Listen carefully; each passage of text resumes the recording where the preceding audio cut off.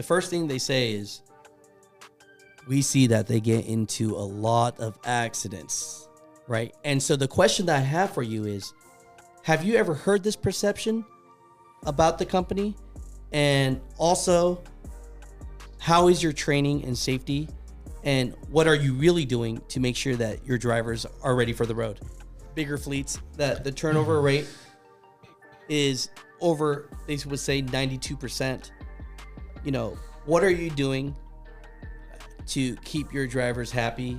You know, I don't know if you want to expose your turnover rate or anything like that, but, you know, are your drivers happy for 9 Swift? Everybody and their mama in trucking believes that, you know, the big mega carriers are just sitting on a whole bunch of money. And, you know, and it's like, if they want their drivers happy, you know, why don't they just pay more instead of keeping all that money to themselves, right? Federal regulations, EPA are forcing a push for cleaner energy. Is Knight and Swift looking to alternatives like electric, hydrogen, or natural gas semi-trucks? Mega carriers have been investing heavily into self-driving technology. What is Knight Swift's relationship with Embark? You said you guys try to always keep it a healthy environment so that you never have to lower the pay. And so one thing that drivers are concerned is, as the technology gets better and the truck driver does less, they're feared that the pay will go down. I do feel a little pressure on my side, honestly, of just truck drivers. They don't all get to be here. Right. So I almost feel like I don't want to let them down. Yeah, gotcha. And so today I am Mutha Trucker. Okay. Should we call you Mother? Should we start with an oopening statement that makes it clear that we have not paid you to be here? I've made every dang video I've made. Spokesman. Oh, no. You're not, Yeah. We'll start that. We don't know the questions you're going to ask. Yeah. No, this is great. Let us know when we start firing questions and when we're on. Are we good to go? We've been rolling? Oh, no, this is great. This is great. You know, for anyone that doesn't know who I am, my name is Alex. I've been a truck driver for 10 years and just been interviewing drivers. And they call me the Mutha Trucker just because, you know, that saying is not something I've made up, but it's just something to say when things go wrong instead of saying the other word. You know, and it's turned into just a lot of truck drivers, they're away from their families and they don't have an opportunity and they don't feel like they have a voice. And so because of that, I do everything in my power to try to have a voice for them and do that without having any bias. And so I'm here today as an invitation from Dave and the rest of the family here. Basically, let's keep it honest. I made a video talking about a relationship that I saw in the news article about, you know, Knight Swift and Embark. And I made some comments about it. And, you know, pretty much usually I was like, after that, I'm thinking Knight Swift's going to definitely give me a call, right? But it wasn't the call that I thought it'd be. It was just an invite to come. And so this is not a sponsored video. The only thing they have given me is they pointed to me where the bathroom has been. And I think the water's free, but you guys could bill me for that as well. But besides that, this is, for everyone watching this is not sponsored. This is not paid. They did not try to sponsor, pay, or anything. They just told me they've never opened up their home to potentially a stranger and giving access. So with that, I respect you guys and I thank you. And there was a lot of questions and I put them into a few. And I thought that we could answer because there's perceptions about mega carriers and what they do. And 9 Swift gets put into that, category. And so there's a couple elephants in the room that I just wanted to bring up. Sure. And have you guys just respond back naturally. Yeah. And if you say no comment, that's fine. But I'm sure in the comments they go, ooh, that's we got him there. We're not known for no comment. Yeah. No question. Yeah. But I think it is important for the viewers, my viewers to know definitely who you guys are as well. So, I know I'm on your show and I feel like I'm taking over. So, but definitely please introduce yourself so people at home know as well. Good. Dave, do you want to introduce? Sure. Excuse me. Dave Williams. I have been with Knight Swift now for going on 31 years. And my main roles here are equipment. I'm the equipment guy. Also government relations. So I work directly with the federal and the state governments on driver-related issues. So nice to be here. Oh, that's awesome. Yeah. So I'm Adam Miller. Been with Knight Swift for just over 20 years now.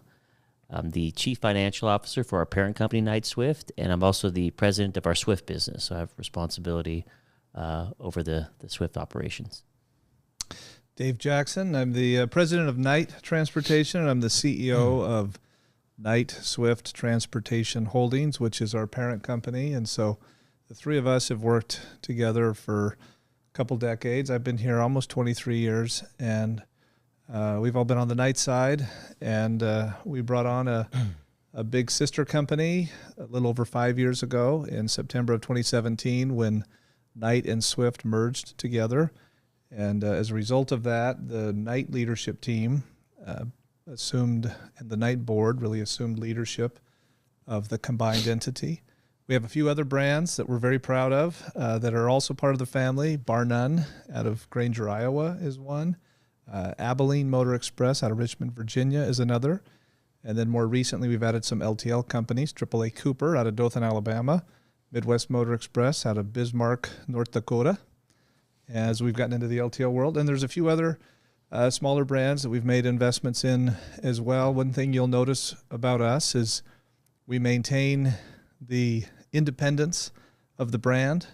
We don't come in and veto the decision of thousands of drivers, or in some cases smaller ones, hundreds of drivers that have decided to drive for that particular brand. We embrace the brand. We help that brand to be hopefully a better version of itself, and take advantage of the economies of scale without doing what big companies do almost every time, which is screw things up. So because of that, you see the three of us have a long relationship on the Knight side, but we can have kind of different responsibilities. And, if you look at, so Adam and I were part of this parent company. We try and keep a very thin parent company, not to burden all these brands. So we have day jobs. His day jobs happens to be the president of the largest truckload carrier in the country, and I get the opportunity to be the president of Knight. So a little bit about us. It's a little different structure than you normally see with companies that immediately slam their brand and label on top of anything that they buy. So no, I think that's great. I appreciate you guys. I definitely respect that. You guys definitely have things to do today besides be here with Alex, this YouTuber guy, right? So I do really appreciate that. Yesterday, they actually gave me an exclusive private tour that at one point we will post out so that you guys can see. I'll kind of give a cliffhanger.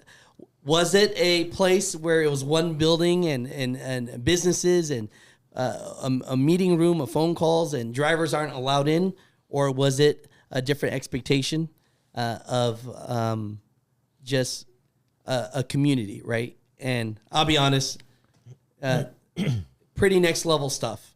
When they see this video, pretty next level stuff as far as I could personally see that you guys are trying to be better. I can say that out loud easily. I mean, I've been to a lot of other terminals and most of them don't have the amenities that you have. No one can disagree with that. So, I thought that was really great. are you going to show the video of when I beat you in one-on-one basketball, or are you going to? Oh yeah. That did not happen. I'm telling you. Just as you said on your video, that's now gone viral overnight.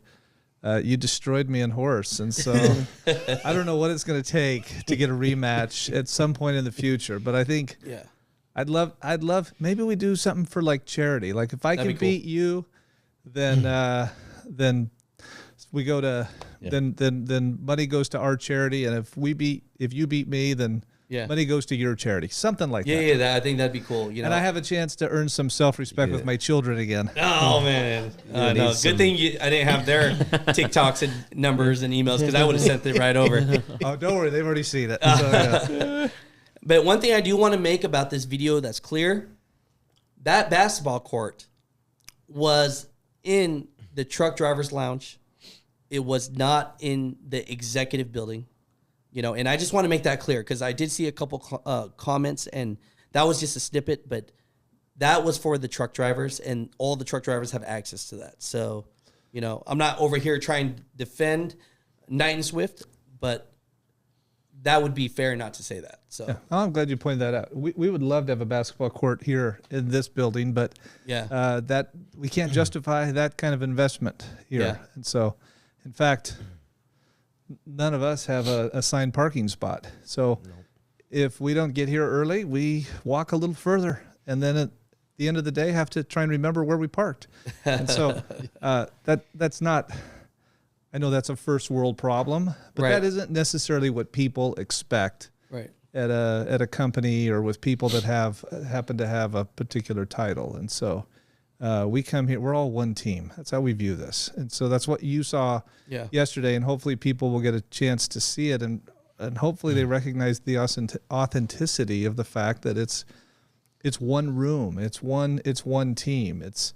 We work really, really hard to help our drivers to feel empowered that we're all on one team, because this industry just too many times has screwed this thing up, and thinking that there's like a two-class system, or that somehow that one group is different, or one group can be the pigeon and one group stuck as the statue. It just doesn't work. That's not how it works. And so we try and bust that up the best that we can. So no, I think this, the fact that you guys are here with me today, I think this shows that, you know, as a company, you just want to be open and want to just let America know, you know, more of the truth about your company than what people perceive without knowing, right? And so from that, can we segue? And I have a couple questions for you guys that you guys have not read. And, you know, again, I've asked my drivers questions. I probably got about 10,000 questions. Wow. And so from the 10,000, I limited the ones that were just being trolls and trying to be funny or whatever. And I just wanted to ask real questions. Sure. You know. So let's start this out. We're all okay with that? Yep. Yeah. You know, All good. should we start with the elephants in the room? Yeah, Sure. Go for it. You know, when you hear of Knight and Swift from a truck driver, owner-operator perspective, a lot of them, the first thing they say is, we see that they get into a lot of accidents, right? And so the question that I have for you is, have you ever heard this perception about the company? And also, how is your training and safety? And what are you really doing to make sure that your drivers are ready for the road? You know? Yeah. Who wants to take the first stab? I'll take a first stab, and I'm sure Yeah. you'll have other, things you want to clean up here. But, well, hey, that's certainly a concern. I mean, for us, it's the number one priority is to be a safe fleet, right? And that's safe for our drivers. It's safe for the motors public that we share the roads with. And I think for us, it's about how we develop a culture around that safety. And so we make investments. We've invested in cameras that look forward, not into the cab, because we respect the privacy of our driving associates, but we look forward. And I think in many cases that allows us to see opportunities to coach drivers where they have unsafe behavior that may not have resulted in an accident yet, but because of the behavior we're seeing, we have opportunities to coach them. I think a lot of companies are reactive to safety events where we're being proactive.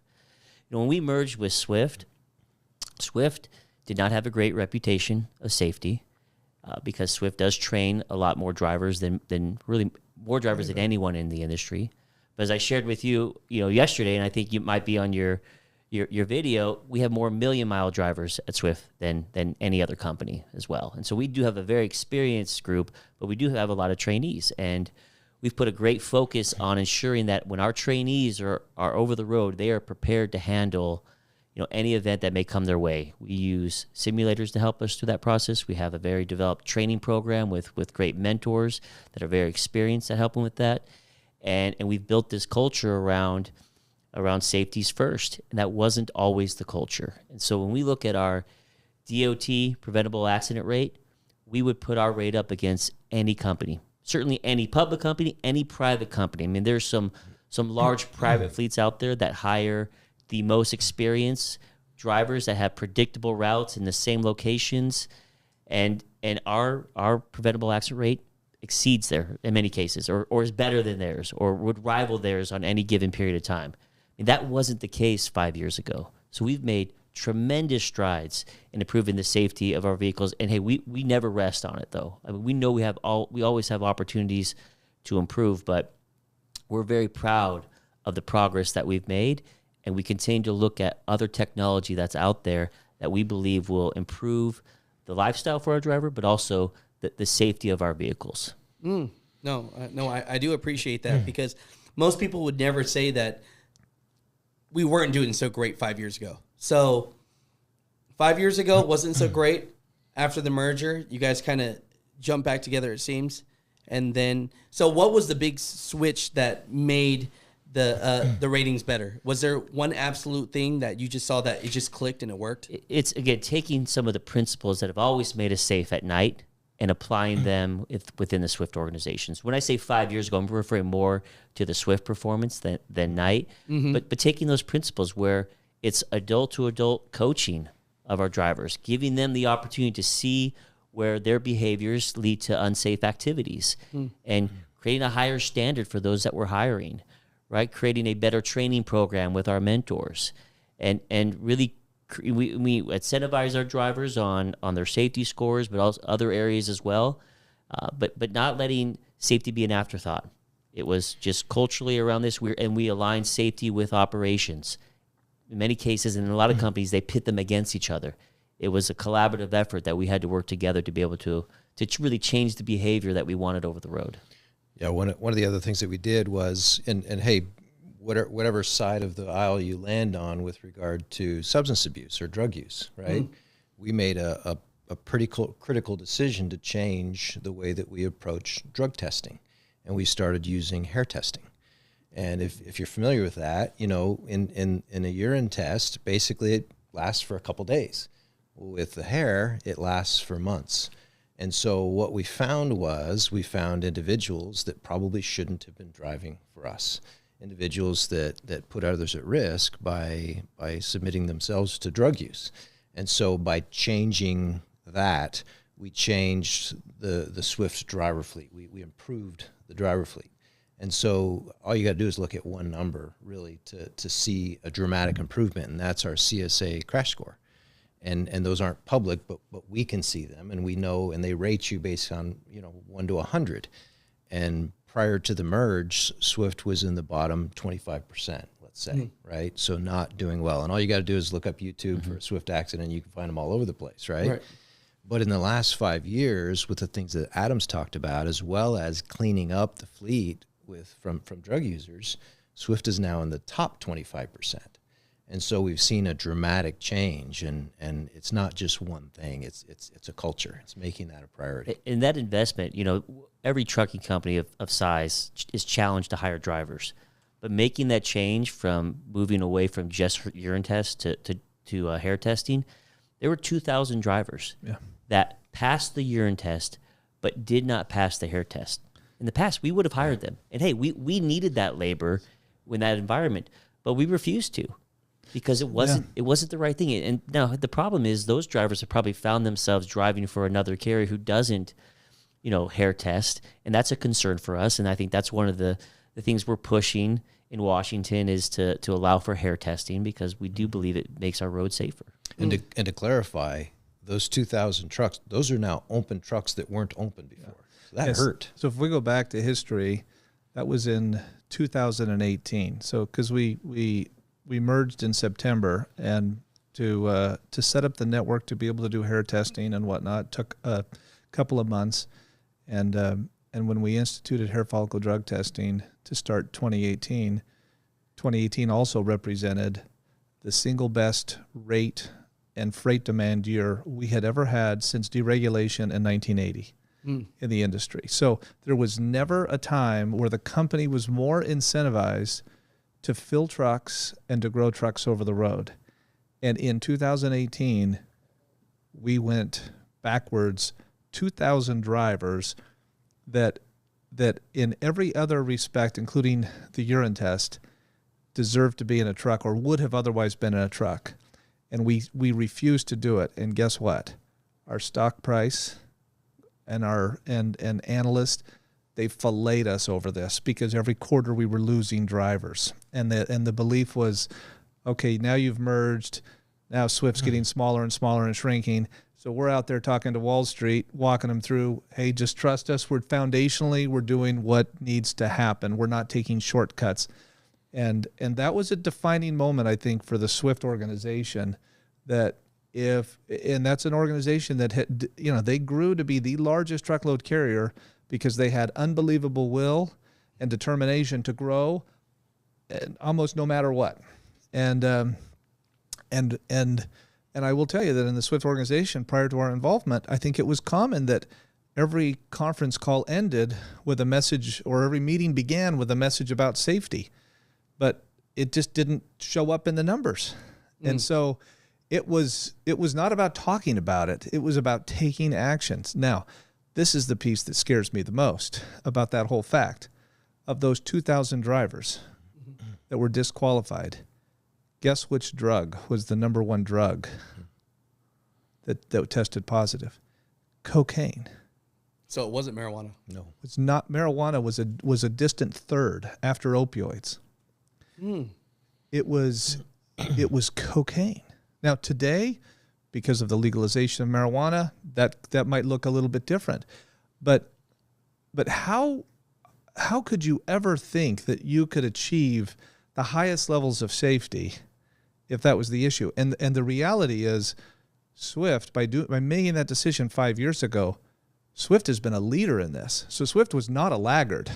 Now Knight had moved well in advance, but there are many large carriers that have subsequently moved, or in many cases, some who still have not moved. And so that was a huge piece. The other thing I would say, I know we've talked about this topic, but this is a really important topic, because what's more important than safety?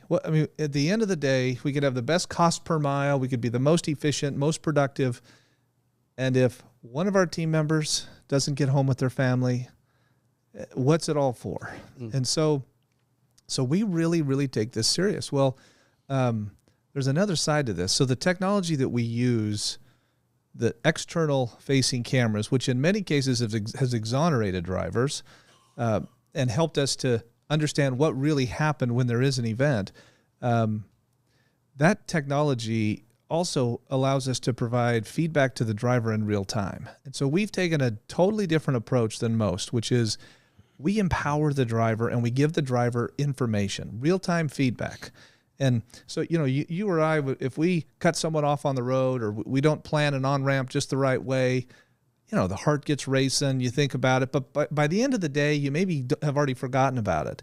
Well, if at the end of the day, you had the chance to watch that video clip again and relive that, something happens where it becomes more real, and almost in a objective kind of way, we can see what happened and we can learn from that and change. And so what we have noticed is that when you trust and empower the driver who wants to be safe, when you trust them and empower them with information, their safety improves. So we have 3 key inputs that go into a score.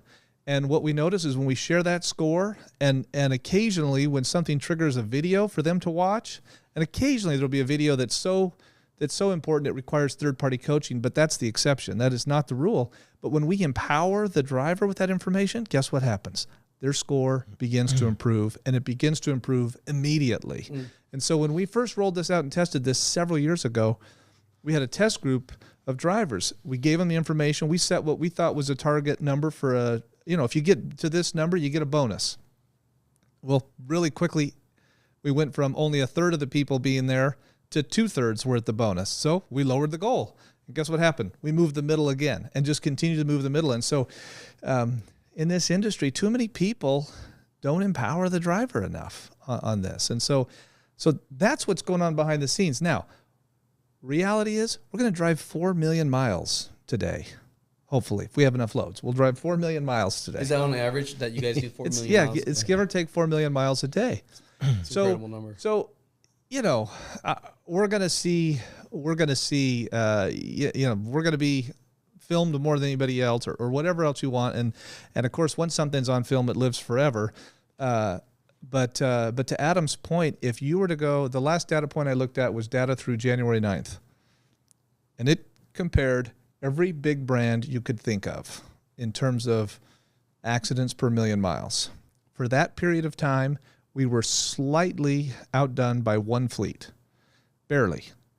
That fleet was the Walmart private fleet, which is the most experienced, exclusive, dedicated fleet in the country.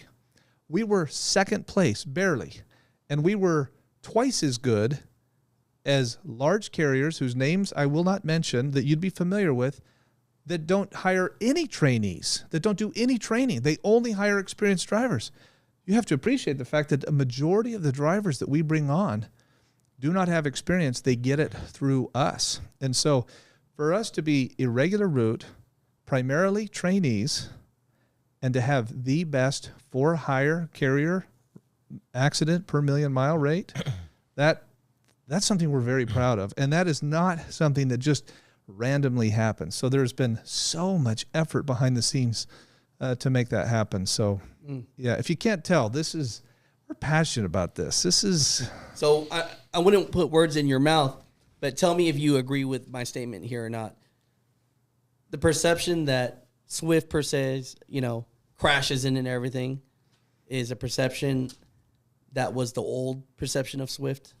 And from that, you guys have been working on being better. And it's kind of like what you say, though. It's almost like first impressions are everything. Yeah. it So just takes time to let's move root on. that out. Yeah. You'll notice about almost 5 years ago, maybe it was a little less than maybe 5 years ago, we rolled out a new logo for Swift. And a new logo doesn't do everything, but we are grateful for the growth. We're grateful for many of the things that Swift's done that are unique and that no one else could have done, really.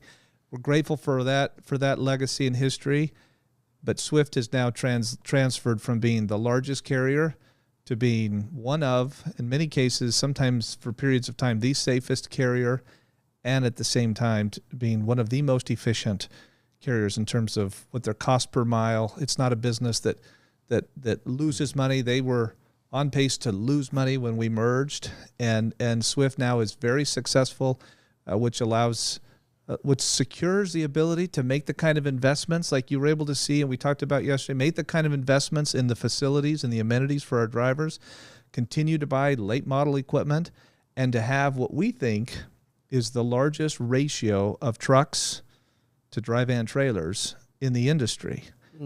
Collectively, we have 75,000 trailers.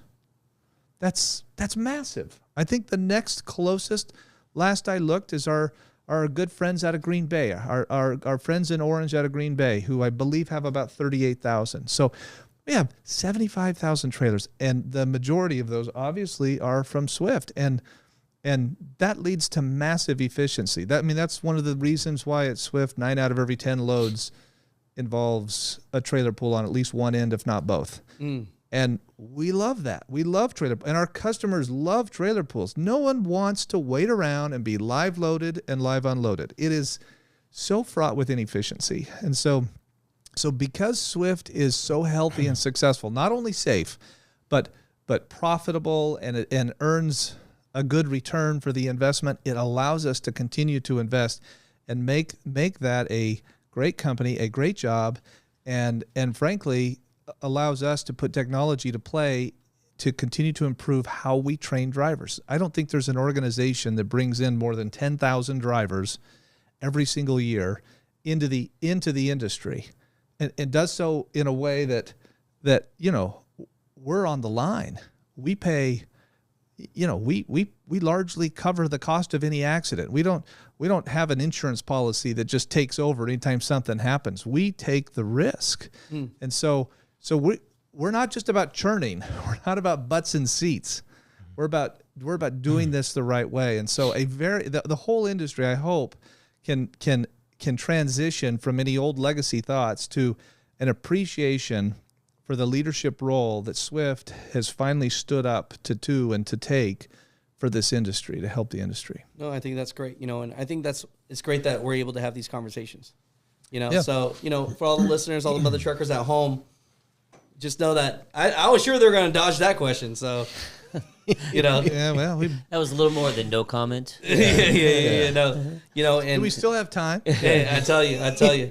So, segueing from that, then, they would say nationally for bigger fleets that the turnover rate is over, they would say 92%. What are you doing to keep your drivers happy? I don't know if you want to expose your turnover rate or anything like that, but, are your drivers happy for 9 Swift? I mean, we did the tour yesterday. I saw, to be fair, I saw a lot of plaques of 1,000,000 miles. Mm-hmm. So we can't disregard that. You guys have to be doing something definitely right for those drivers to stay. And so, first off, why do you think turnover rate is so high in the trucking industry as a whole? And definitely, how does that, pertain to, Knight and Swift as well? Well, you want to take the Knight and Swift or the industry question? I could hit the Knight Swift. Let me hit the industry first then, and you hit Knight Yeah. Swift. Hey, it's irregular route transportation. I don't think there's a place, I'm pretty convinced, in fact, there's not a place in the supply chain that creates more value than this concept of a regular route transportation. So think about this. Customers seldom, if ever, have the same amount of product going from one place to the other coming back. If they did, there would be no need for the irregular route for hire whole industry. So what that means is what we have to figure out how to do is have a diverse group of customers shotgun us all over the country with different levels of consistency. One week it's 5 loads, one week it's 50 loads in some cases for some shippers. And then we have to scramble and build a network to find our way back. And which can be difficult because you could have one customer who sends you to that location 5 times a week, but you've got to have 5 different customers that get you out of that location and get you back into circulation. So building a network with the kind of density that it requires is extremely complex. Well, the customer that we have in this business, they're the biggest businesses in the world. The Walmarts, the Targets, the Lowe's, Georgia Pacifics of the world. They're massive and they're sophisticated. And so they're constantly looking for ways to optimize and lower the cost, which means they're constantly trying to create competition and turn us into a commodity so that they can lower their cost. And so there's naturally all of this churn. So this is all happening behind the scenes, which can make the job inconsistent and change before we even get to the fact that for a driver in this industry, you're going to be away from home, you're going to sleep in a truck, you're going to shower in truck stops, and you're not going to be able to control the variables of load pickup, load delivery times, because we don't even select those. The parcel guys do. UPS and FedEx will tell you when they'll be there. Our customers dictate to us because of some of the reasons I just mentioned. And you can't control exactly what cities you're going to go to next in that irregular route world. So the ability to try and manage a high quality of life with consistency and predictability can be difficult in irregular route. So you add all of those things into a blender, and then you add companies that struggle to really connect to an individual, and they start treating them like a truck, like they're a robot, and pretty quickly you can see how communication and trust can break down, the variables, the unpredictability, and no wonder we have an industry that has 100% driver turnover. So if you want to really try and solve this issue, we think you have to do it not only to treat individuals or see people as individuals, treat them as such, certainly not as truck numbers, not as robots, but then begin to address the unpredictability. And it's hard to do that without real scale and size and sophistication. And so we've got different ways to go about this. And frankly, we have different advantages over maybe just a smaller or even a mid-sized player to try and address some of that uncertainty. And so maybe you can talk about what that results in for us. Yeah. Well, I think about the large carriers, right? And I think I think what a lot of people, how they would view a large carrier is someone who's centralized a lot of functions, right? You're getting dispatched out of a call center. You're working with someone on different every day. You don't have a relationship. You don't get to see them. There's so many diseconomies of scale that can come with size in this industry. And so the way we've always approached our business at Knight, and really even on the Swift business, even prior to the merger, is how do we keep this small and intimate, where it's a large business, but it's really really a group of small trucking companies that makes up that large business. And so we have a terminal network. So on the Knight side, it's 30 plus terminals. On the Swift side, very similar. The average terminal size would be between 100 and 150 trucks, depending on the company. So that's something you can get your arms around, and you're hiring in the market where you're located. So you have drivers that's where they call home in many cases. So they get through there on a regular basis. They know they have a driver manager or driver leader that manages 35 drivers. And so they get to know them on a personal level. They know what their preferences are. They know when they need to be home. They should know their birthday, their anniversary. So again, they're treating them like a peer that they need to work with to be successful. And their job is to make sure that they're safe over the road, they're productive, they get a paycheck, and they get home when they need to. And that's a difficult model to manage, because we can't go out to a floor, say, here's a new policy, here's what we're doing, here's a new strategy, everyone good, okay, let's move. No, we have to be able to disseminate that information across all these terminals, which is a challenge. There's more cost with having it. You have to have a leader in every terminal. But there's so much value in that. We've found when we open up a new terminal, we can hire a different group of drivers who didn't want to work for a terminal in Atlanta, but they'll work for it in Mobile, right? Because that's close to where they live. And that's why we build out this network. And so the result of that is, a turnover rate that's significantly lower than the industry average. Now, as Dave mentioned, it really comes down to relationships. That's really where turnover starts. If you have a driver who's over the road, invariably they're going to run into a challenge, okay? And sometimes there's a tremendous amount of frustration that comes with that. They don't have a good relationship. They're calling into a call center to someone who doesn't appreciate them or know them personally. In many cases, they just move on, right? Or they didn't even tell them that they're frustrated. They just move on, right? Because they could get a job the next day if they wanted to, if they're a good quality driver. But when you have that relationship, you have a driver, our ask is, let us help you. Let us address it. Let us work with you. We may not be able to solve every single challenge immediately, but we're going to work our best to make sure that you are supported over the road. And so that's what our terminals embrace that. We support it. I think about our terminal, our corporate headquarters. We don't look at it as corporate headquarters. It's our terminal support center. Like, we're there to make sure our terminals are positioned to be successful with our drivers. So that's the unique difference. It's hard to replicate. It's easy to say, but it's very difficult to replicate. So guess what? It leads to turnover numbers dramatically lower than the 92% that you mentioned. Okay, so you guys are, like I said, you don't have to give me all your industry numbers, but they're lower than the average. I'll give you an example. Everybody in organizations got to be centered around, how do we make the driving job better? Right. So one of the things that I do is when we go out to our terminals, I'll go into the driver's lounge and I'll ask, hey, tell me about your truck. Tell me what you like. Tell me what you don't like. And it's kind of funny because the first question I often get is, who's the idiot who spec'd this truck? And that would be me. So his name's Dave Williams, for anybody who's... So I get an opportunity to listen and to understand what they like and what they don't like. And it's kind of funny because what I found over the years is that there isn't one thing. Everybody's got their own idea of what's important and what's not.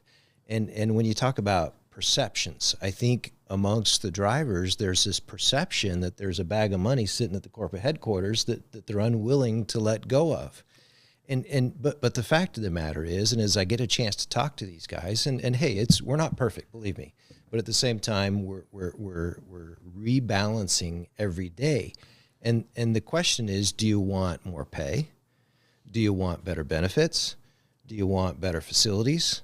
Do you want nicer trucks? Do you want a leather Well, seat, or do you want to? Yeah, it'd be nice to have all those things, but if we're going to be a stable company that you can count on to get a paycheck from every week, we've got to have good balance.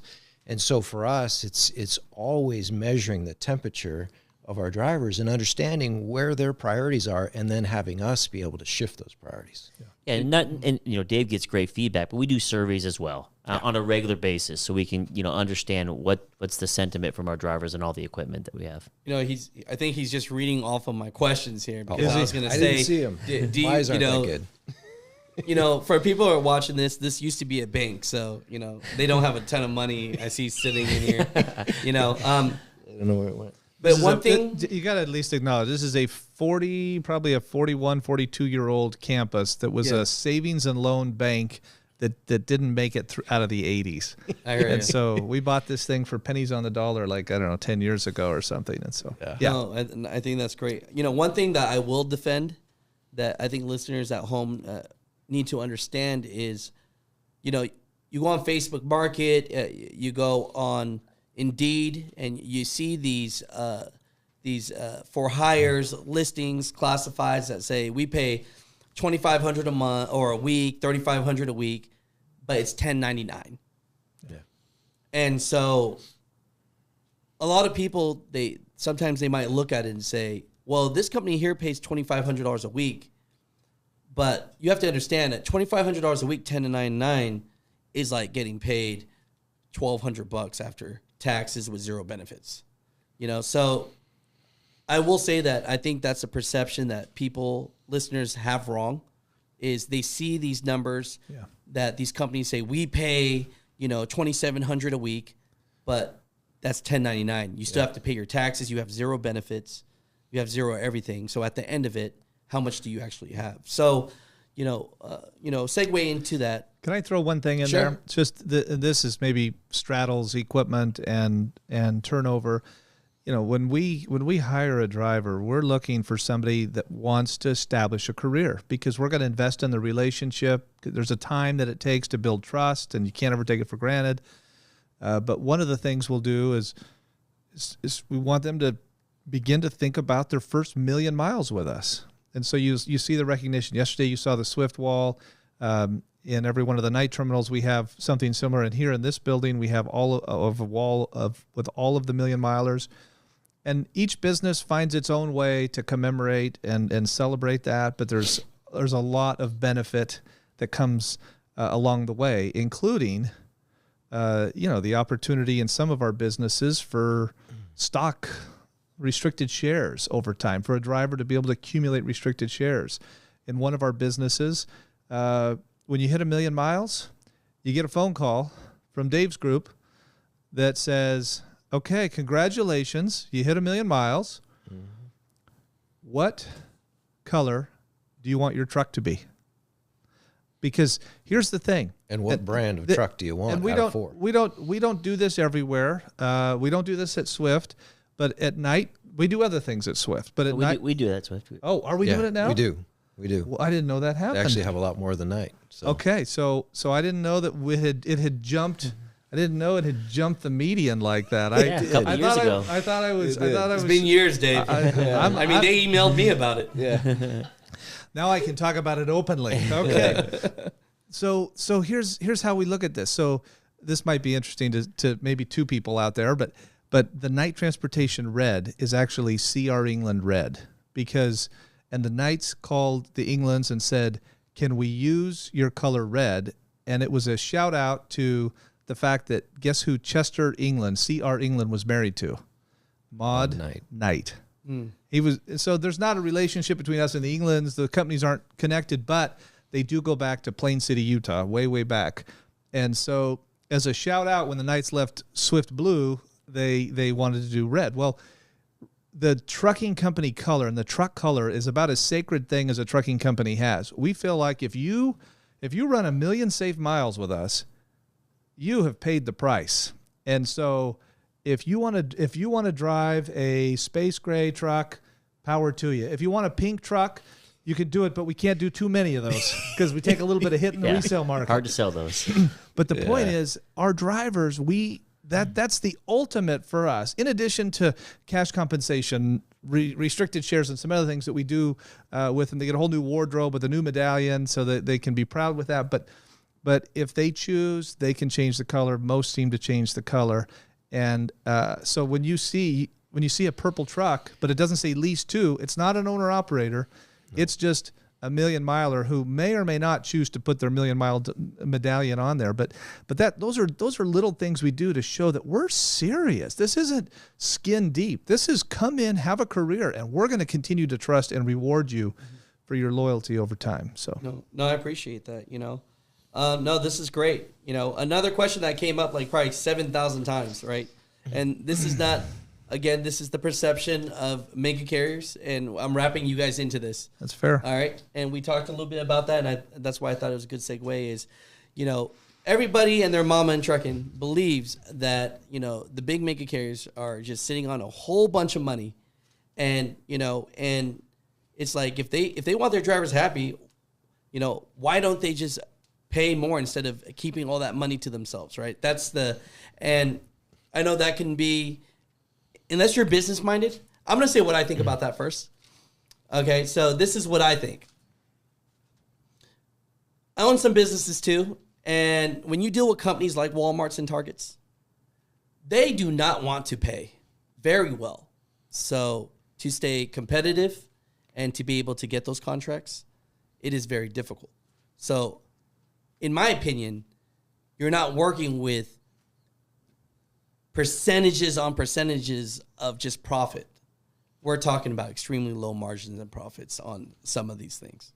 That's just my thought process. Yeah. Tell me if I'm wrong. Tell me if I'm right. If you think about a regular route truckload, we lose money on about half of the loads we haul because the backhaul. So Phoenix to LA pays nothing. We're below our cost per mile to go from Phoenix to LA, 350 miles. But to go from LA to Phoenix, we make money. And so the combined, if you do it right, and it doesn't take you too long in between loads, you can pull off a profit. So, irregular route transportation is always right on the verge of being a total financial disaster. And so most companies don't earn more than a small single-digit return on their investment. Very capital intensive. So, we've had free interest rates for, money's cost nothing for the last 20 years. So you're going to see a new day here. The interest is going to really, really eat into the kind of equipment people can invest in. The age is going to get older and older. And so our goal from the beginning has always been we wanted to have a business. The Knights wanted to develop a business that was not dependent on banks to stay in business. Upper 90% of trucking companies are completely dependent on banks because they do not earn a rate of return that allows them to reinvest into their fleet. And you have to, because trucks they have a relatively short lifespan, and they depreciate like crazy over those first 4 years. So we live on that first 4-year part of the curve. It takes a ton of capital if you want to live in that section, and you have to live in that section if you want to be as safe and if you want to have a truck that doesn't have the kind of downtime or the maintenance cost. And so it's not that you sit on a mountain of cash. It's if you can build a successful business, you can have a business that can grow from a couple of trucks that show up in July of 1990 to today, over 20,000 trucks running on the road in a way that you develop enough return, you're not dependent on banks. So that's one of the reasons why on April 10th, 2017, we had a conference call and said, we've just announced a deal we've made with Swift. Knight and Swift are going to merge, and they're going to merge as equal partners. Even though Swift was 4 times the size, Knight had twice the percentage return. And so because of that, on the New York Stock Exchange, both companies, despite being 25% the size, Knight was the same value as Swift. Approximately $2 billion of market cap value is how Wall Street valued the business. And so you had a company much smaller, but that was self-sufficient in terms of its returns. And so because of that, we were able to grow. And so in an industry that is treated like a commodity, you have to have an appropriate return, and you have to have the lowest operating cost, which means you got to be the most efficient if you long-term, through cycles and seasons, want to be a long-term grower. And that's quietly what Knight has demonstrated and now shared with Swift, and Swift does to an even better extent because of its size and scale, and it has the return, which has now allowed us to move into things like the LTL market and other markets that can make our business over time less cyclical and continue to bring more synergies to strengthen all of the businesses across the board. So profit's not an evil thing. And if you can't figure out how to do it, you become dependent on people that don't allow you to align your interests where you want them to be, like low driver turnover, safety, high returns, high productivity, those kind of things. No, I think that's great because there's going to be a lot of people that want to be fleet owners that are going to watch this. Because at the end of the day, one thing that I think a lot of people get wrong is you have to have money to help people. Yeah. And, if you're borrowing against the bank and you're going broke, that's how you see a lot of these companies overnight have to close their doors, and now 300, 400 drivers don't have a job. Right. And I would just add, over the last 3 years, nothing has been more inflationary than driver pay. Yeah. Intentionally. Yeah. And we know the market is volatile, right? We know there's cycles that we deal with. But rates were very strong over the last, couple of years, and we invested more than we ever have in our drivers. We took base pay up. We had, sign-on bonuses. We aligned incentives. So when the company's winning, our drivers are winning. And we know that at times rates are going to come off. We're already feeling that. But we position ourselves where we can invest in drivers but not have to take anything away from our drivers. We've never pulled pay back from our drivers when we've hit a tough patch. I mean, because we want our drivers to know that they can count on their paycheck. And we have a strong balance sheet. And so we're financially sound. We can weather any type of environment we'll feel. But when the market turns favorably for carriers, the first thing we look at is what can we do for our drivers. That's fair. Yeah. So this is a long-term career horizon. Could you go out, get paid percentage of revenue, get out there and hustle, live off load boards, book things? Yeah. I mean, you could have done really well for a while there. But they're not doing well right now. Oh my goodness, 22 has been tough, but I'm just saying, buckle up for the first half of this year. I was going to ask that, because you guys feel the industry more than a single owner operator. Yeah. And so like we talked about, when the rates were great, people go out and go rent a dang Penske truck and go and still push a very profitable margin. Right now, I mean, if you bought a new truck last year and you're working the spot market, you're working for free right now, pretty much. And so one of my questions I was going to ask you, since you get to feel that first, is when will rates go back? Yeah. Well, what's interesting is over the last 12 months, spot rates have dropped more in that 12-month time period than it has any other cycle we've ever seen. So prior to that, 2019, there was about a 20-month period that we saw a similar decline, but this happened not in 20 months, but in 12 months. So it's been precipitous. We just came off of a fourth quarter that was largely defined by most as not having a peak season, and that had to do with the fact that there was so much inventory that was already in place from last year, or that showed up late last year, that they've just kind of held on to. And so that inventory is slowly being burned off, and hopefully by the time spring's over, we'll be into a little bit more of an ordinary cycle there. So you think by this year the rates? So here, let me just say this though. So that's what's happened with spot rates. Contractual rates have hung in there, and they've hung in there in a way different than they ever did prior to the electronic log mandate. And so since 2018, since electronic logs have been mandated, contract rates have been significantly more resilient. And so there's a graph we look at that gets updated every single week, and it looks at industry contract rates and industry spot rates. And so we think that a lot of that has to do with trailer pools. The customers have dramatically gravitated to trailer pools, and as a result of that, you see in the non-asset-based brokers, they have not been able to generate the kind of volume growth that they normally do to support smaller carriers that are living on the spot, because those guys, like a Robinson, would normally go out and they would load up on a bunch of commitments.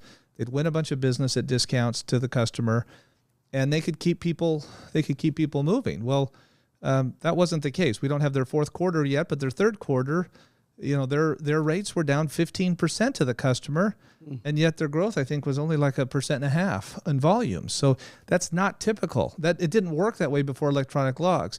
Well, that's live load, live unload freight, and the shipping community just doesn't have the labor to stop and do it, and they can't afford to pay the detention fees that are associated with those, and that drivers have to be paid if they're detained. So we've seen that bolster the contract. So there is a little bit of tale of two cities. So while we talk about the difficulty for those chasing spot, it's been particularly brutal to those that can't live in a trailer pool world, which we do and some of the other larger players do. And so the world's changed. I don't know if everybody realizes to the degree that it has. Now, that being said, when we can burn off excess inventories, which hopefully is by middle of the year, then we get to a little bit more of an ordinary course. And now what we're dealing with is the variable of an economy that's slowing with higher interest rates.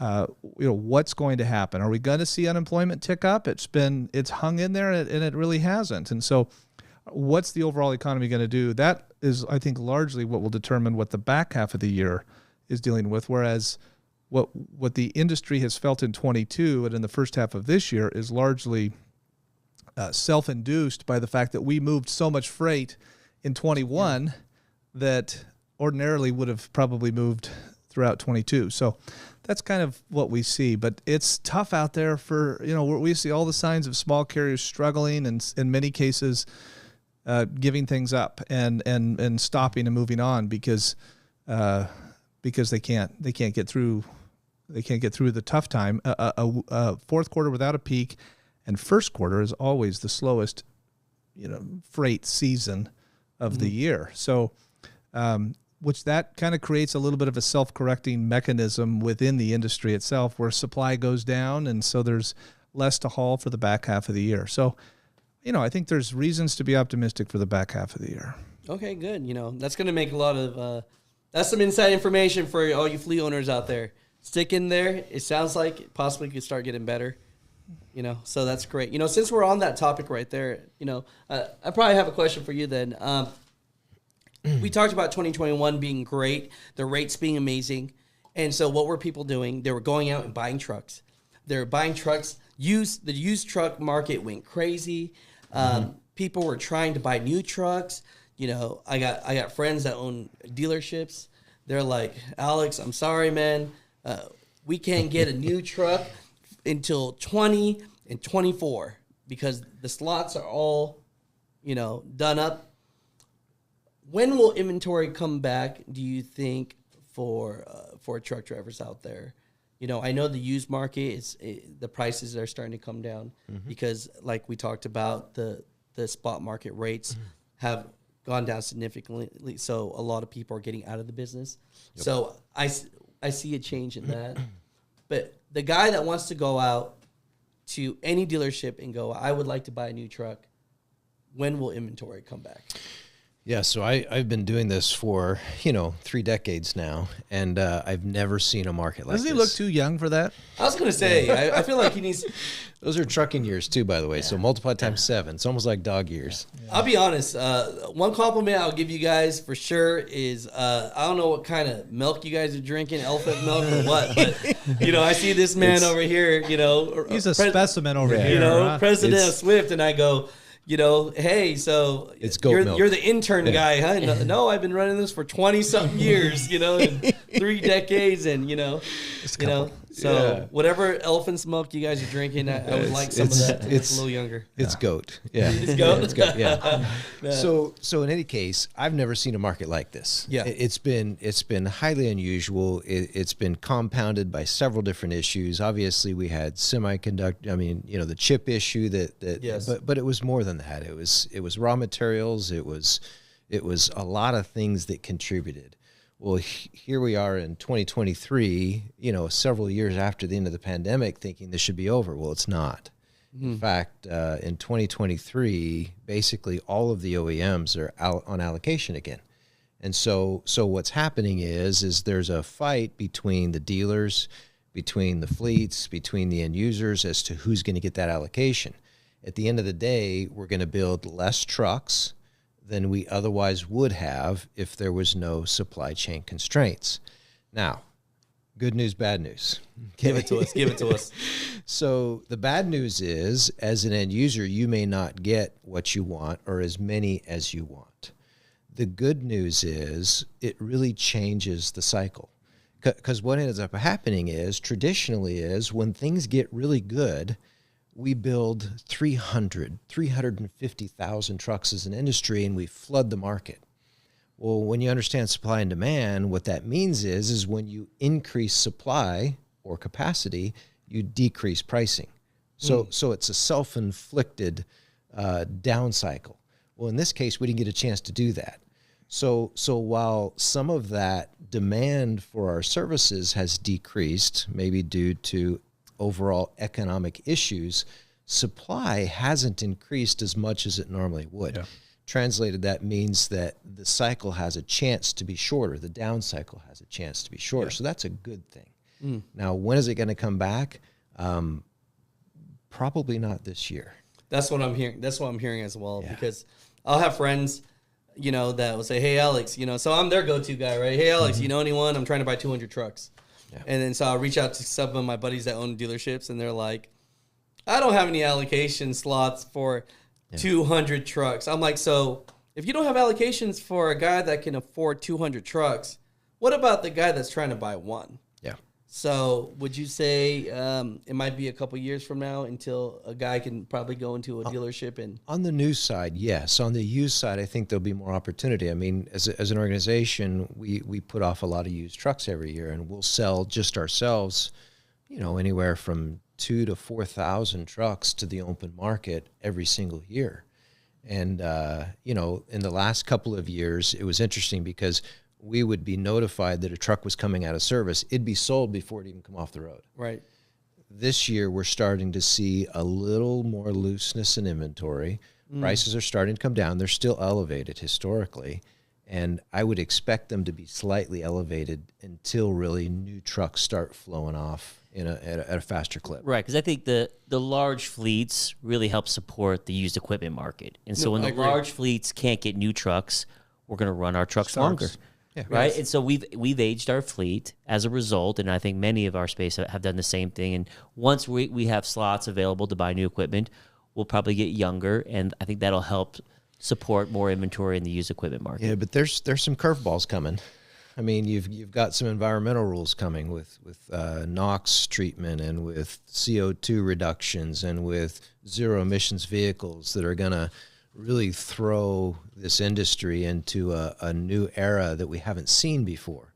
So predicting what's going to happen becomes more and more difficult. And what impact does that have on the used market, on the new market, and who can afford to even buy a truck? That's going to be the interesting thing to watch. Oh, I love that, because that sets me up for my next question. Federal regulations, EPA are forcing a push for cleaner energy. Is Knight and Swift looking to alternatives like electric, hydrogen, or natural gas semi-trucks? And, what is your involvement with that? And because honestly, that's no fault to your own. Because for the listeners at home, you might be biased and say, oh, they don't like diesel trucks and that's why they're doing this. I'll be the first to tell you there's a lot of things going on in Congress that they just say, no, we want to have this dream world of just everybody, filling up with water. Fantasyland. Fantasyland. And so I know a lot of bigger companies like yourself are forced to make some of these decisions. And so are you looking into any of this, or have you already started to, buy some of this technology, electric trucks and that? Well, the answer is yes. I mean, in order to be a responsible company, we have to know what's going on. We have to know what's coming. Now we're going to do it in a smart way. and we're not going to go overboard, but at the same time, we have to know what's coming. So there's a couple movements in the markets, and especially on Wall Street. One is called ESG. If you haven't heard of it before, then you're going to hear about it soon. It's environmental, social, and governance measures. And basically what a lot of the banks are saying is, hey, look, we can't invest in your company if you don't meet a certain standard. And so we've got to be as a good corporate citizen, and hey, it's the right thing to do, right? Also, is to improve the impact we have on the environment. Well, part of that includes changing how we do business. There's some good things about that, and there's some real challenges. I won't say bad things, I'll say challenges. All right. And so what we're doing is we're going out and we're testing electric trucks.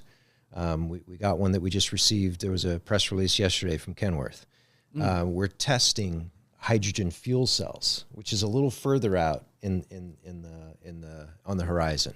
So is that like companies like Nikola, or can we expose any of these companies? Have to. In this case, it's been announced. It's Cummins. And so Cummins is not testing. Nikola. It's not Nikola. Okay. From a natural gas standpoint, one of the things that's changed is the carbon intensity of natural gas has shifted with dairy gas. Yeah. Oh, and really? So basically it comes in at a much better score, and so we're re-looking at natural gas, which kind of we put in the rearview mirror for a while. But the point is we've got to know what's coming, whether it's a good idea or a bad idea. We have to know what kind of impact it's going to have on our business, because at one point, especially in certain states like California, you may not have a choice. Yeah. And so for us, it's a matter of trial and error, knowing ahead of time and being able to act in the best interests of our drivers when it does come, or if it does come. And to some degree, to be able to help regulators who sometimes think that there are capabilities with the technology they might have a sense that it's more capable than what is practical and real. And what we would say is our experience thus far is that the range is woefully short, and the cost is incredibly prohibitive. So other than that, outstanding. No, I hear you. Other than the range and the cost. I'll give you an example. In government, I think I'll give them the benefit of the doubt and say they're well-intended, but often miss the mark. Okay, and so I'm sitting in the offices of the Environmental Protection Agency, the EPA, and they got kind of a smile on their face, and they're talking about a rule that they want to put out, and the rule has to do with all these after-treatment emissions, which our drivers love, not really, and the warranties that are attached to these things. And so they start to tell me about this rule they have in mind, and the rule basically says that they're going to demand that the OEMs increase the warranties for those products on all products across the line by substantial amounts. And I looked at them and I thought, and they're expecting me to say, oh, thank you so much. We appreciate you fighting for us. And what I said to them was, I said, do you realize that's not free? Yeah. They're going to actually charge us thousands and thousands and thousands of dollars for that additional warranty. That's not how a free market works. And there was kind of a blank look on their faces. They didn't realize how the market works. And so part of what we do, and part of my job, is to go up to Washington, D.C., and to the states and to the agencies, and to take some of these ideas that they have and help them really understand how the real world works. And again, I think for the most part, they're well-intended, but probably more bad ideas than good ideas. So what I'm hearing is, it sounds like, and I'll say it, you guys don't have to say it, is, truck drivers out there believe that there's not enough infrastructure for, these other type of alternatives. And that makes them happy because, people are honestly used to what they're used to, right? Sure. And so I'm not saying that you feel the same way, but from that's what I kind of get from that. And also that just like all the truck drivers out there, we definitely don't think the government has a great clue of the laws that they make. And I'm hearing a little bit of that from you. Yeah. And so I can appreciate that. I do want to bring something up because you said something off camera that shocked me. I was 100% sure you guys were okay with this. Okay, let's bring up this elephant in the room. They have a bill where they are trying to push because Who's they? When I say they, Not us. not you, Congress. Congress. Yeah, Congress has a bill. So I appreciate that, Dave. Yeah. So Congress has a bill that they're trying to push to allow 18-year-old truck drivers to go interstate. And for people that don't know what that is, basically before you're 21, you can't leave your state, right? And so it's one of those things where I was darn sure that Congress wants to make that rule because mega carriers are asking them to lobby for that rule. Why? So that they could get cheaper labor. Yeah. And then you guys said something off camera that shocked me, and I might have to private some of the videos that I've made because I've made assumptions that mega carriers want that rule. Can I make a statement that hopefully is as clear as possible? Yeah. 18-year-old drivers would be the worst decision in the history of the trucking industry.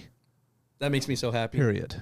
I love that. I love to hear that. And so, and it's there is nothing good that will come out of that if you have interest in safety and improving the driving job and appropriately rewarding the professionals that today make the effort to get a CDL and to stay safe over the road.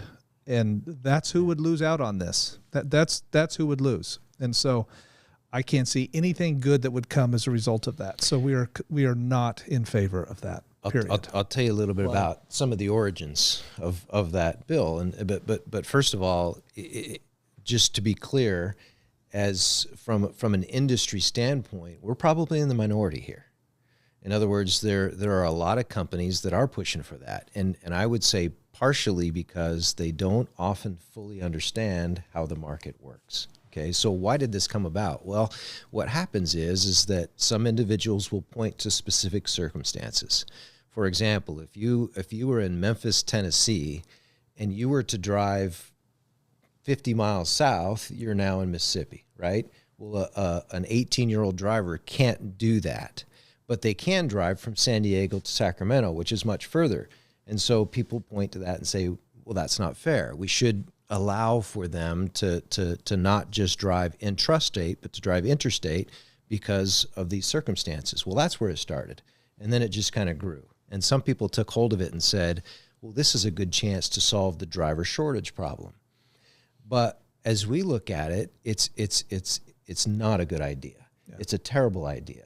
And for two reasons. One, safety, right? I've got 3 kids that are in their 20s, and my oldest son, you know, when he was 18, he would hand me his video camera and say, hey, Dad, film this. And I knew nothing good was going to happen because he was going to do something pretty risky, right? There's just a different idea of risk that happens before we fully mature. And it's well documented. It is. It's well documented. There's been studies, and it's foolish, and the unintended consequences could be devastating. So, hopefully we're crystal clear where we are on that, and I would suppose that many that watch the video may feel the same way. And this is an industry that's very fragmented, and it's hard for us to collectively share our voices. Yeah. And I think to the degree that people hear some of the things that we talk about here and maybe feel the same way, we're looking for ways to be aligned. There's so much more that aligns us with one another as carriers than makes us different or makes us fierce competitors.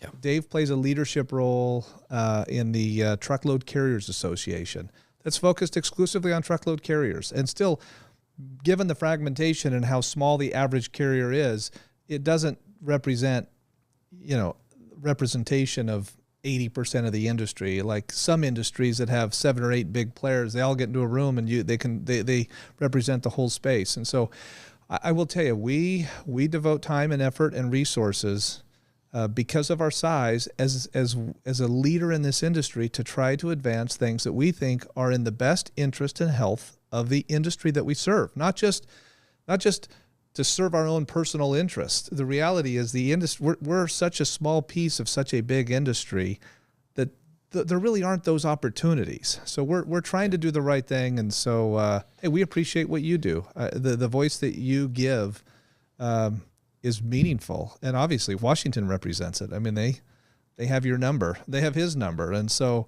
hey, we look for ways that we can help common sense things that are in the best interest of the industry continue to advance and move forward. And I do think there's a better way to handle it. No, I mean, think so. and one way you can handle it is through an air mile radius.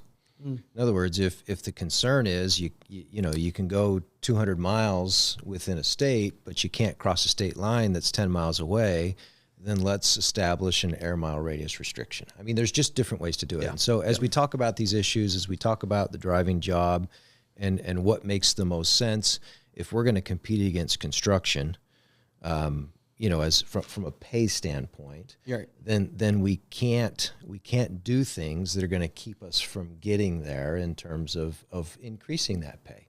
And so it's a constant battle of walking through the trade-offs. The trade-off is, yes, we can have a greater pool of drivers, but we may suffer from in terms of pay. We may see some safety issues, and we're just not willing to compromise. I don't see a way that you don't add more supply and existing driver wages don't go down. That may surprise people to hear us say that, but we're not in favor of driver wages going down. Yeah. And then when you increase that supply, then you're going to have an impact on your rates. Yeah. And so it all would related. ultimately hurt trucking companies who to today just think, I have X number of trucks without a driver. If we lower the age, I could run those trucks. Yeah. Right. But ultimately, it would hurt their business. It's interesting walking the halls of Congress and talking to senators or congressmen. When they see a flashy lobbyist come in with their slick talk, their eyes glaze over. When they see a truck driver or someone who's in it in the real world walk in, their ears are wide open.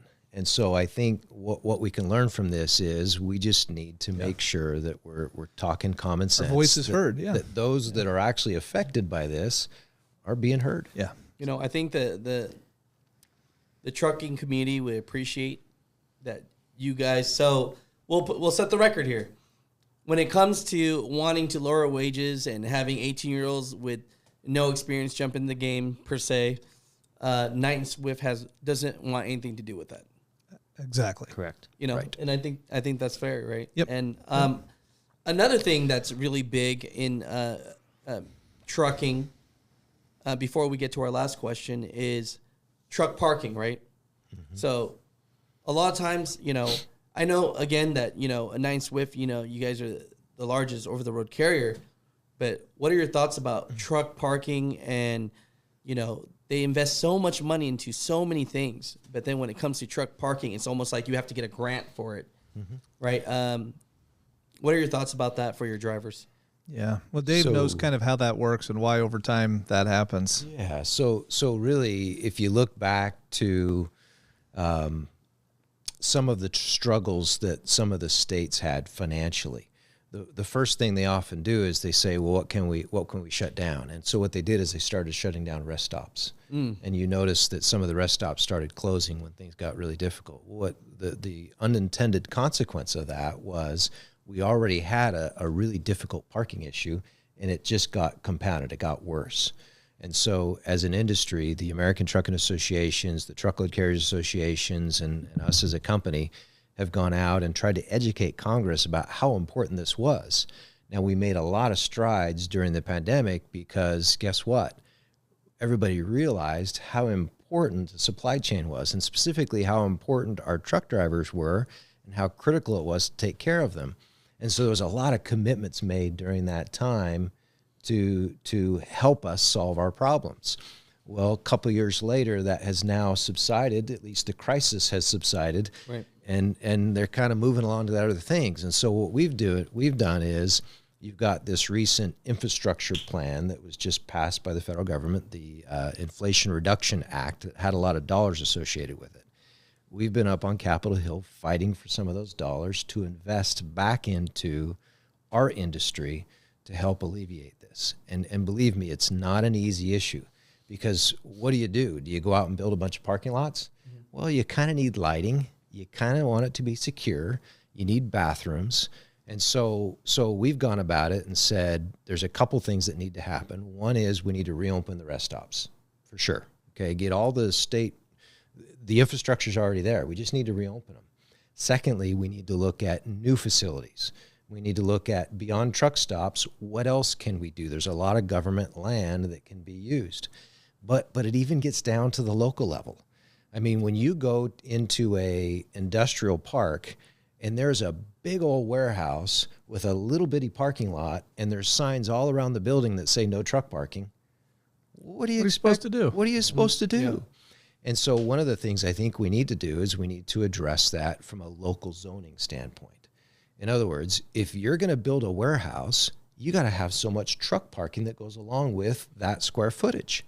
I like that. And but that's a hard battle, because what you're talking about is city, by county, by state.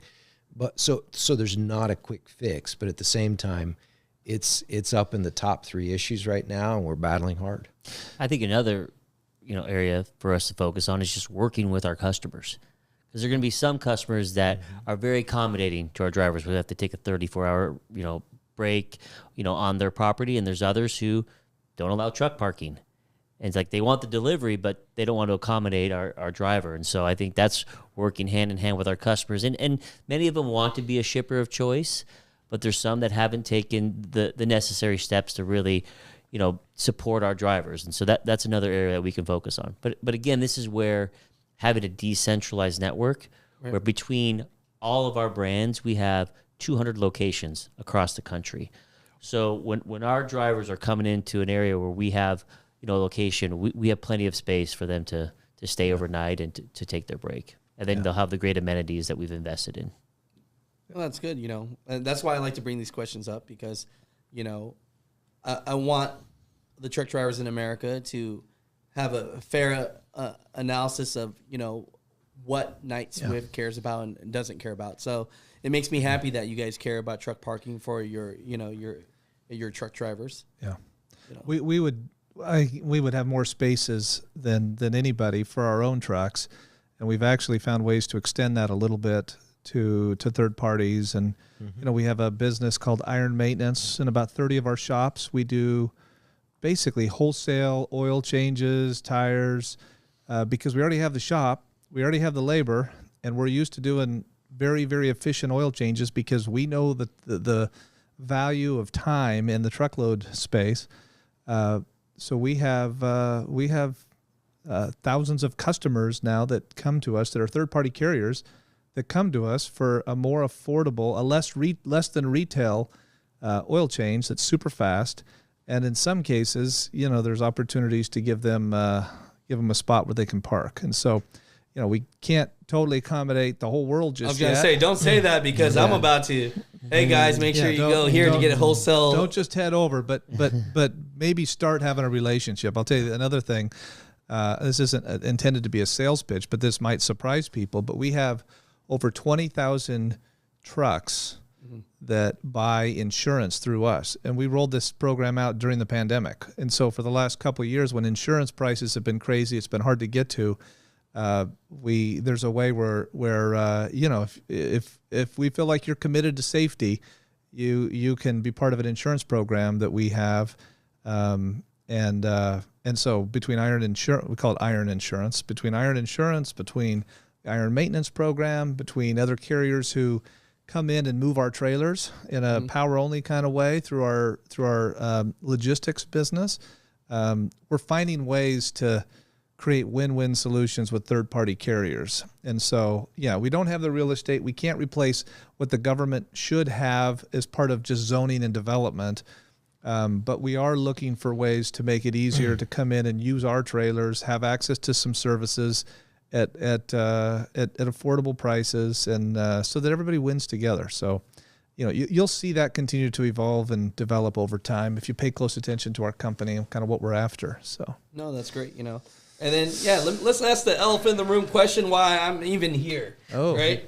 So, I was thinking about this since we've had our tour yesterday.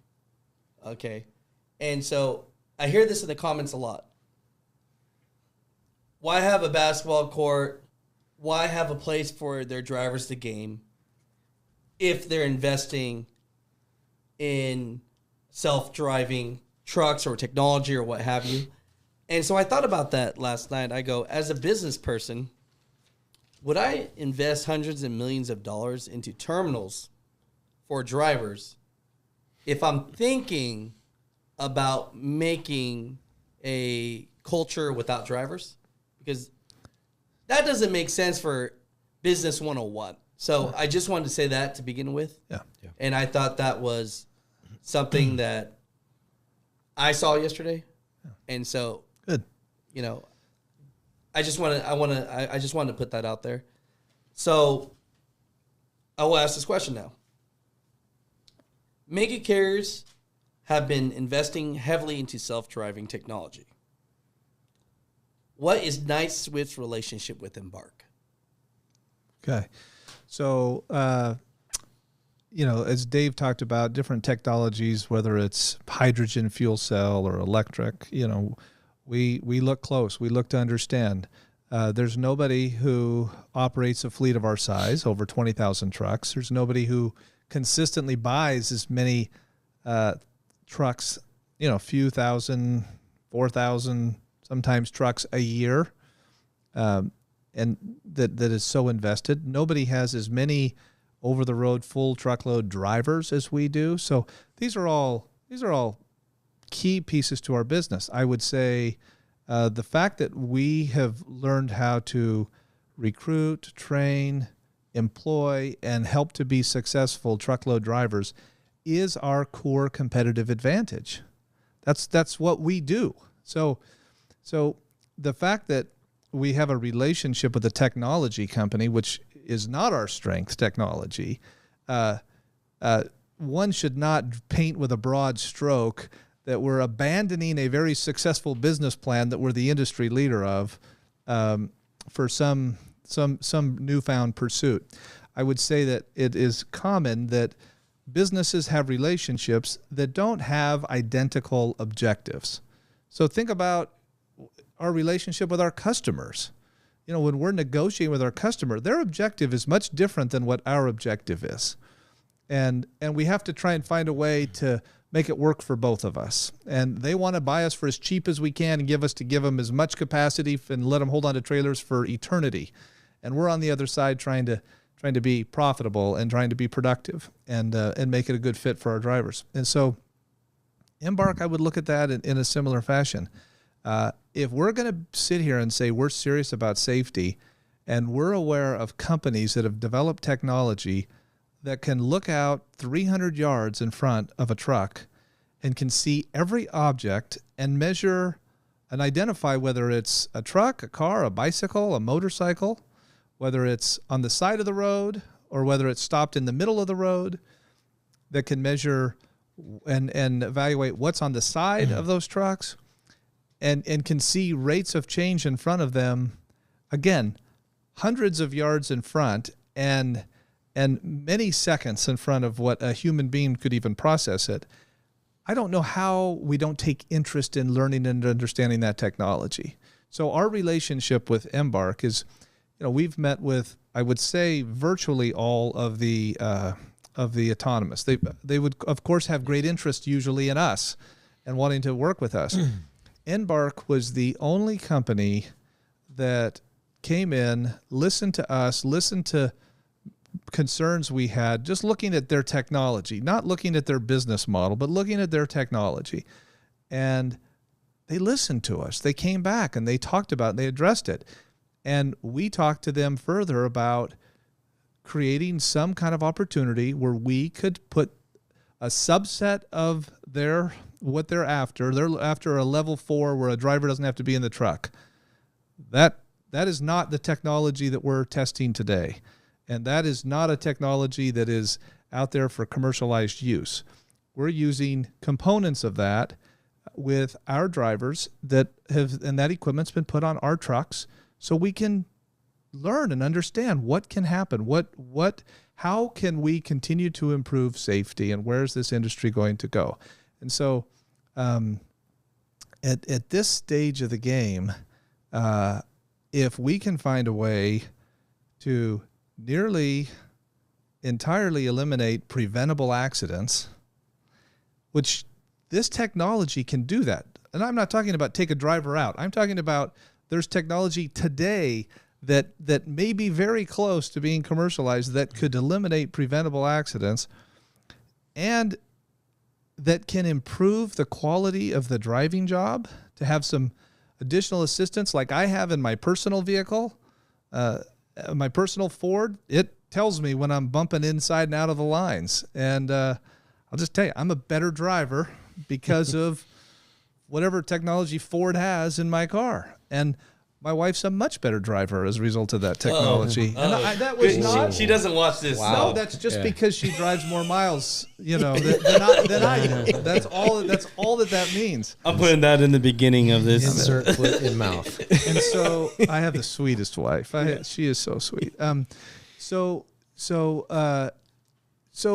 we're determined. So if we have technology companies coming to us and wanting to learn and understand about the industry, and we can see technology that has the potential to improve safety and improve the driver job, I don't know why we wouldn't entertain partnerships like what we're doing with Embark. To your point, would we put the focus of and the investment that we have in our drivers if we thought there was some silver bullet out there that would turn the fleet into robots overnight?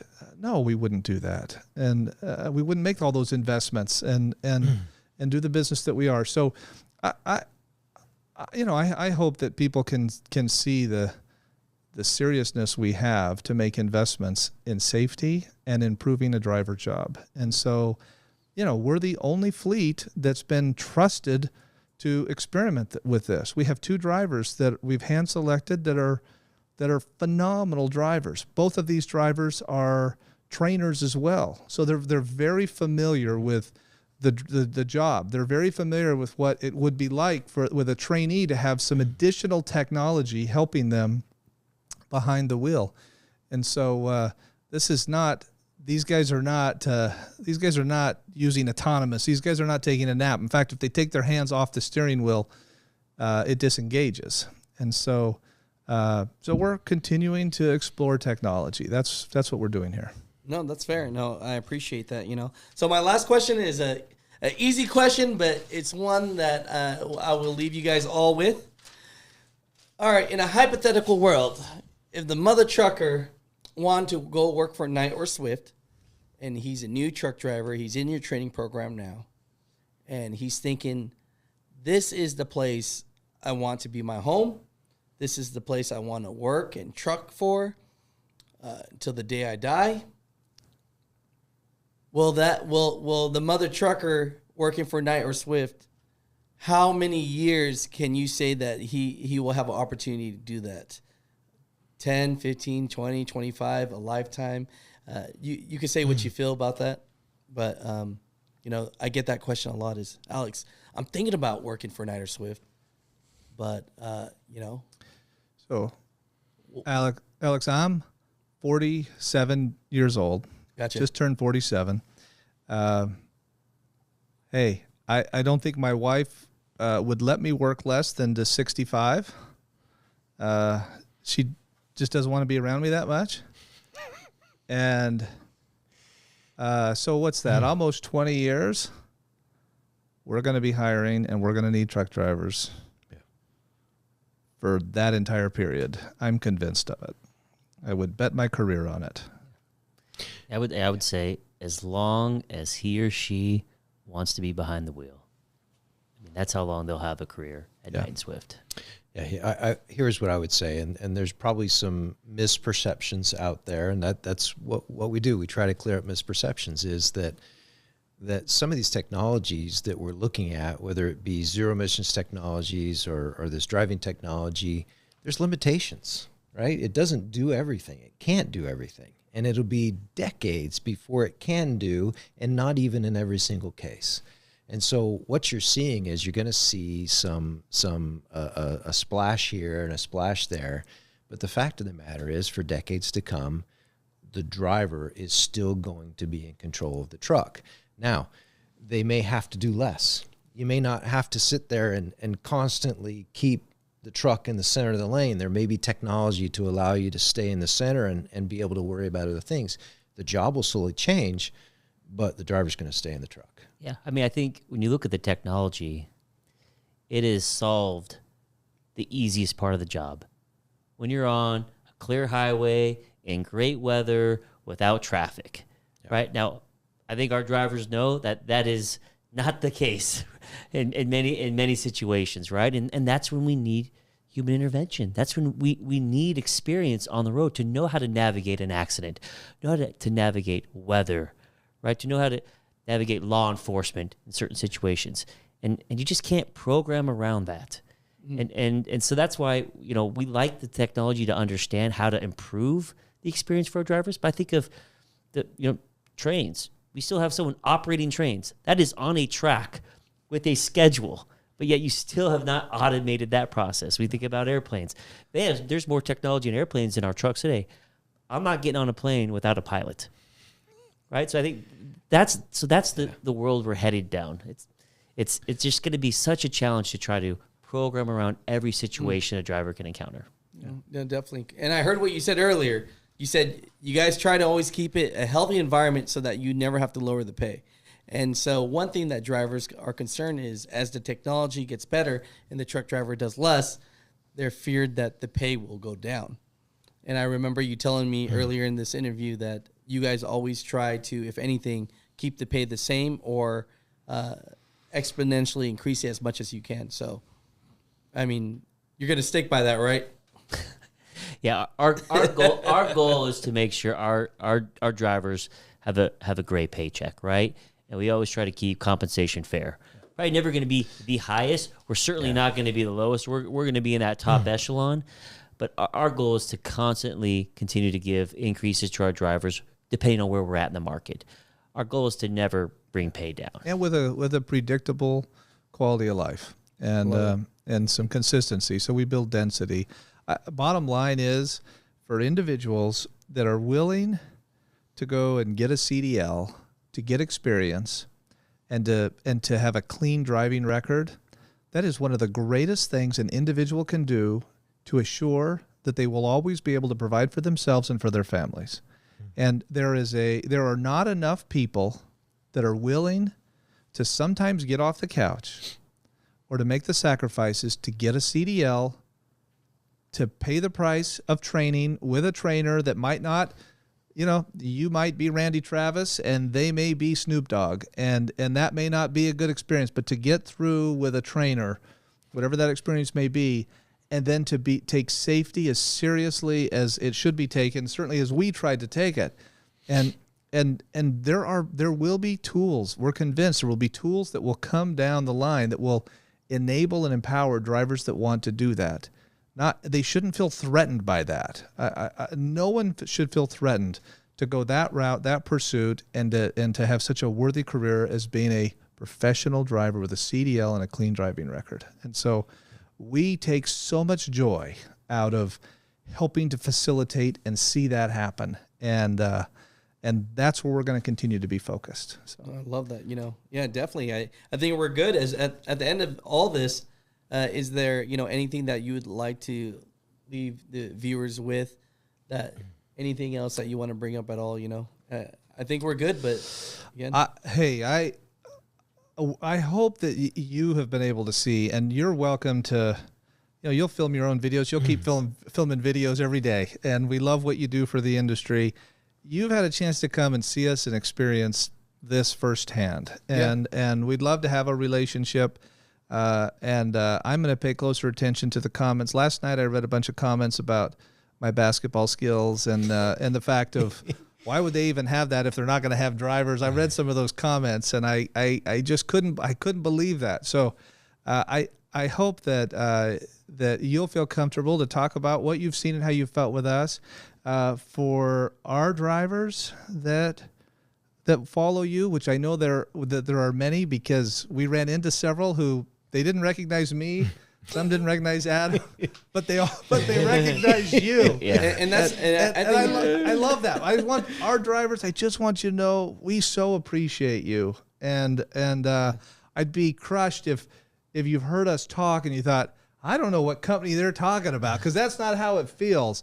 I mean, we work really hard. We run this thing decentralized. That's not the easiest way to do it from a corporate perspective, but it's the right way to do it if you're going to connect with individuals. And we're not going to stop trying to get it right. And so to our drivers, I'm grateful for you. To drivers who used to be with us but have left, I hope you're doing well. And if they're not treating you as good as they should be, boy, our arms are open to you. And to the rest of you out there working hard, we have so much respect for you. And to people who are out there that compete with us, we respect you. There is so much more we have in common than that makes us different. And so we're all in this together. If there's something we can do in our leadership position, we want to try and help advance it.